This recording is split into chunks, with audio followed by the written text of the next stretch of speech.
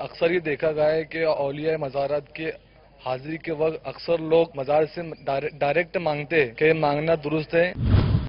دراصل اللہ کے سوا کسی سے بھی ہم ڈائریکٹ مانگے نا تو حقیقت یہ ہے کہ وہ انڈائریکٹ ہی ہے. اس کو میں آپ کو ایک موٹی سی مثال دیتا ہوں جو سعادت مند ہیں ان کی سمجھ میں آ جائے گا. روزی کون دیتا ہے؟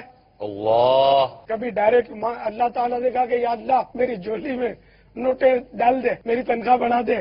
کبھی نہیں کہا ہوگا آپ نے. تنخواہ بڑھانے کس کو کہتے ہیں؟ سیٹ صاحب مہنگائی بڑھ گئی ہے، پورا نہیں ہوتا. دعا یہی کرتے ہیں یا اللہ میری روزی میں برکت. روزی برکت کے وظیفے بھی کرتے ہیں لیکن مانگتے جا کے سیٹ سے. تو یہ سیٹ کا دینا اور سیٹ سے ڈائریکٹ مانگنا حقیقت میں یہ سب انڈائریکٹ ہے. کہ حقیقت میں روزی اللہ دے رہا ہے، اب وہ سیٹ کے ذریعے دے رہا ہے. تو جب یہ مطلب یہ ہے کہ گھوٹالا سیٹ جو ہے اس سے ڈائریکٹ مانگنا آپ کی سمجھ میں آ جاتا ہے. اور یہ ہمارے سچوکلے اولیاء کرام ہیں، ان کی خدمت میں عرض کرنا سمجھ میں نہیں آتا. سچو غوث اعظم صنم پیر آہے، سچا غوث پاک سمجھ میں نہیں آتا. یا اولیاء کرام تو یوں مطلب ولیوں سے بھی اگر کوئی ڈائریکٹ مانگتا ہے تو اس میں کوئی حرج نہیں ہے کہ یہ حقیقت میں انڈائریکٹ ہی ہے. آپ بتائیے موت کون دیتا ہے؟ آپ بولے گا اللہ. مارتا کون ہے؟ اللہ.